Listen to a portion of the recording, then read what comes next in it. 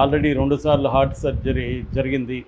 So అతనికి ఏంటంటే ఎప్పుడు ఏ టాబ్లెట్ వేసుకోవాలో కూడా తెలియదు. భార్య ఇంట్లో ఇస్తే వేసుకునే టైపు గై. సో అలాంటి వాళ్ళు జైల్లో ఎలా ఉండగలరు? జైల్లో ఉండలేరు. రెండోది ఇక్కడ సౌకర్యాలకంతా అలవాటైపోయి ఉంటారు. అంటే ఒక డైట్, ఒక ప్లాన్డ్ డైట్ ఉంటుంది. వాటరు మామూలు వాటర్ తాగకుండా బిస్లరీ అలాంటివి తాగడం. తర్వాత పడుకోవడానికి మినిమం ఇది ఉంటుంది. ఇప్పుడు మరీ సమ్మరు గుంటూరు, విజయవాడలో మామూలుగా ఉండదు సమ్మరు. సో ఆ ఫ్యాన్ ఎక్కడో పైన ఉంటుంది, అది గాలి వస్తుందో అది తెలీదు. అలాంటి రెండోది కింద ఒక బెడ్షీట్ వేసుకొని పడుకోవాలా, దానికి అలవాటు లేని వాళ్ళకి అసలు నిద్ర రాదు.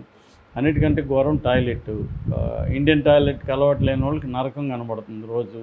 దానివల్ల కాన్స్టిపేషను. సో ఒకటి కాదు, మనం ఊహించలేని మామూలు జైలుకి వెళ్ళని వాళ్ళు జైల్లో ఎలా ఉంటుందో ఊహించలేరు. వాళ్ళు సినిమాల్లో చూస్తారు కానీ సినిమాల కంటే కూడా ఘోరంగా జైల్లో పరిస్థితులు ఉంటాయి. అంటే చిన్న చిన్న అనేక విషయాలు. ఇప్పుడు బట్టలు ఉతకాలి, ఎవరు ఉతికిస్తారు బట్టలు? అతనికి. లేకపోతే మురికంపు వస్తాయి, అతను ఉతుక్కోవాలి. సో ఇవన్నీ ప్రాబ్లమ్స్ ఉంటాయి. మామూలుగా అయితే జైల్లో డబ్బులుంటే నీకు అనేక సౌకర్యాలు. డబ్బులుంటే నువ్వు ఒక అసిస్టెంట్ని పెట్టుకోవచ్చు, వాడు ఫుడ్ తెచ్చి నీ సెల్లుకే ఇస్తాడు, నీ బట్టలు ఉతికిస్తాడు, ఇంకేమైనా అవసరాలు ఉంటే చేస్తాడు. సో వాళ్ళకి డబ్బులు ఇవ్వాలి. అట్లాగే అలా అసిస్టెంట్ పెట్టుకోవాలంటే సూపరింటెండెంట్ దగ్గర నుంచి వార్డర్లకు అందరికీ డబ్బులు ఇవ్వాలి. సో అలాగే డబ్బులు కానీ ఇస్తే నీకు ఫుడ్ ఒకటి మంచిగా తినచ్చు, తర్వాత వీలైనన్ని సౌకర్యాలు అక్కడ చేసుకోవచ్చు.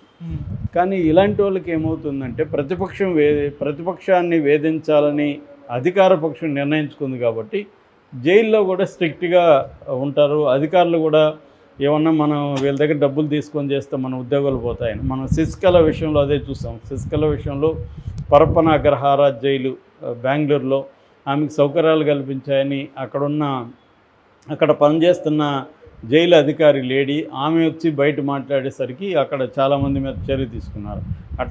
అట్లాగే మనకి తీహార్ జైల్లో కూడా ఆ మధ్య 80 మందిని సస్పెండ్ చేశారు. సో అందుకని ఏం చేస్తారంటే వీళ్ళు భయపడతారు అన్నమాట. ఇలాంటి ఖైదీలు వచ్చినప్పుడు వాళ్ళు వీళ్ళ దగ్గర డబ్బులు తీసుకోరు. స్ట్రిక్ట్గా జైలు రూల్స్ అప్పుడు అన్నీ గుర్తొస్తుంటాయి వాళ్ళకి. జైలు రూల్స్ని స్ట్రిక్ట్గా అమలు చేస్తారు.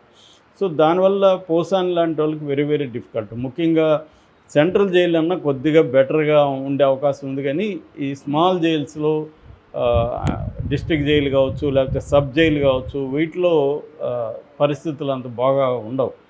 సో అందువల్ల పోసానిని చూస్తే ఇప్పుడు చాలామందికి ఒకప్పుడు పోసానికి కావాల్సిందే ఇతను నోటుదోలకి అవసరమే అన్నట్టుగా అనుకున్నారు. ఇప్పుడు మెల్లమెల్లగా అది జాలిగా కన్వర్ట్ అవుతుంది. రెండోది తెలుగుదేశం కేడర్లో కూడా పోసాన్ని అరెస్ట్ చేయడం పట్ల ఆనందమే, కానీ టైమింగ్ అనేది వాళ్ళకి నచ్చలేదు. ఎందుకంటే జీవీ రెడ్డి ఇష్యూని డైవర్ట్ చేయడానికి పోసాన్ని అరెస్ట్ చేయడం అనేది తెలుగుదేశం కేడర్లో కావచ్చు, మేధావుల్లో కావచ్చు, జర్నలిస్టులు కావచ్చు, వాళ్ళకి అది నచ్చలేదు.